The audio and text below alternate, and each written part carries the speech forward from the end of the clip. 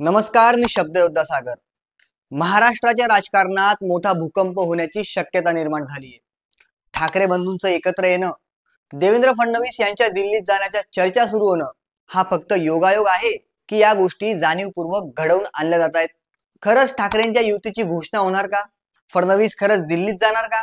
नेमकं या चर्चेमागचं खरं कारण काय? आणि या सत्ता नाट्याचा मास्टरमाइंड कोण? याचा सविस्तर आढावा आपण आजच्या व्हिडिओतून घेऊयात. म्हणून व्हिडिओ शेवटपर्यंत पहा आणि ऑफिशियल बापला सबस्क्राईब करायला विसरू नका. ठाकरे बंधूंच्या भेटीगाठी वाढल्यात. उद्धव ठाकरेंच्या शिवसेनेनं राज ठाकरेंना दसरा मेळाव्यासाठी निमंत्रण दिलंय. राज ठाकरे त्या मेळाव्याला उपस्थित राहणार असल्याच्या चर्चा जोरदार सुरू आहेत. दोन्ही ठाकरे बंधू पुन्हा एकदा एकाच मंचावर दिसण्याची शक्यता वाढली आहे. शिवसेनेसाठी अत्यंत महत्वाचा समजला जाणाऱ्या दसरा मेळाव्याला राज ठाकरे आणि उद्धव ठाकरे एकत्र आले.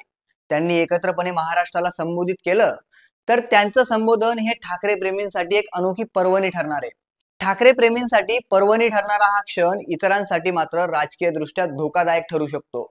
ठाकरेंबद्दल महाराष्ट्राच्या जनमानसात काय भावना आहे ते नव्याने सांगायची गरज नाही. ठाकरे एकत्र आले तर त्याचा निवडणुकीवर काय परिणाम होईल हेही सांगण्याची गरज नाहीये. मुंबई महानगरपालिकेत भाजपच्या प्रयत्नांना धक्का बसेल हेही तितकंच खरं आहे. याचा सर्वात मोठा फटका एकनाथ शिंदे यांच्या वैयक्तिक प्रतिमेला आणि त्यांच्या शिवसेनेला होईल, हे तर कोणी नाकारू शकत नाही. पण या व्यतिरिक्त याचे राजकीय पडसाद देशभर पडू शकतात असं बोललं जातंय. या निमित्ताने भाजप विरोधी गटामध्ये एक चैतन्य निर्माण होऊ शकतं. ठाकरे ब्रँड एकत्र येण्यामुळे वैयक्तिक ठाकरेंची राजकीय ताकद वाढू शकते. त्यांचं महत्व देशाच्या राजकारणात वाढू शकतं. आता हे पाहणं महत्वाचं ठरणार आहे की राज ठाकरे दसरा मेळाव्याला उपस्थित राहतील का, आणि उपस्थित राहिलेच तर दसरा मेळाव्यालाच राज ठाकरे आणि उद्धव ठाकरे युतीची घोषणा करतील का? हा झाला पहिला मुद्दा. आता वळूयात दुसऱ्या मुद्द्याकडे, अर्थात दिल्लीच्या राजकारणात देवेंद्र फडणवीसांच्या एंट्रीकडे. भाजपच्या अध्यक्षपदाचा कार्यकाळ संपून 1.5 वर्ष उलटली. जे.पी. नड्डा यांना मुदतवाढ देण्यात आली आहे. म्हणून भाजपच्या अध्यक्षपदावर कोण विराजमान होणार या चर्चा सध्या जोरदार सुरू आहेत. या चर्चांमध्ये महाराष्ट्राचे मुख्यमंत्री देवेंद्र फडणवीस यांचं नाव आघाडीवर आहे.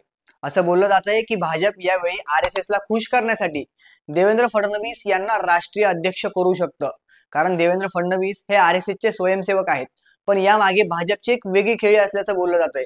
ती अशी की देवेंद्र फडणवीस यांच्याबद्दल महाराष्ट्रामध्ये निर्माण होत असलेली नाराजी आणि महाराष्ट्रात वाढत चाललेला जातीय संघर्ष शमवण्यासाठी भाजप फडणवीसांचं मुख्यमंत्रीपद काढून त्यांना दिल्लीत बोलवण्याच्या तयारीत आहे, असं अनेक राजकीय जाणकार सांगतात. देवेंद्र फडणवीस यांना याबद्दल विचारल्यावर त्यांनी यावर स्पष्ट नकार दिला असला तरी भारतीय जनता पक्ष हा सरप्राईज देण्यात तरबेज आहे. म्हणून फडणवीसांच्या नकारानंतरही त्यांना दिल्लीतून बोलावणं येऊ शकतं, ही शक्यता नाकारता येत नाही. कारण एकनाथ शिंदे मुख्यमंत्री झाले तेव्हा देवेंद्र फडणवीस सरकारच्या बाहेर असतील असं ठरलं. पण एका तासाच्या नंतरच फडणवीस शपथ घेणार आणि उपमुख्यमंत्री होणार हे सरप्राईज भाजपने महाराष्ट्रासहित अख्ख्या देशाला दिलं होतं. आता फडणवीस दिल्लीत जाणार म्हटल्यावर महाराष्ट्राच्या मुख्यमंत्रीपदी कोण विराजमान होणार, महाराष्ट्राची सूत्र कोणाच्या हातात जाणार, हा प्रश्न साहजिकच आहे. तेही समजून घेऊयात. या यादीत सर्वात पहिलं नाव आहे एकनाथ शिंदेचं.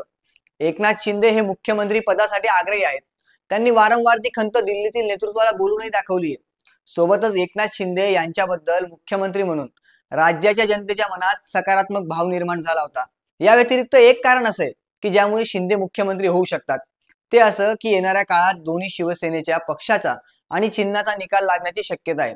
तो निकाल जर एकनाथ शिंदे यांच्या विरोधात लागला तर अशा परिस्थितीत शिंदे आपल्या सर्वच आमदारांसहित भाजपमध्ये प्रवेश करू शकतात असं बोललं जात आहे. शिंदेंनी जर 50च्या वर आमदारांसहित भाजपात प्रवेश केला तर ते नक्कीच मुख्यमंत्री पदाची मागणी करतील असं अनेक राजकीय जाणकारांचं मत आहे. म्हणून फडणवीसांच्या गैरहजेरीत मुख्यमंत्री पदाच्या रेसमध्ये शिंदे सर्वात पुढे आहेत असं बोललं जातंय.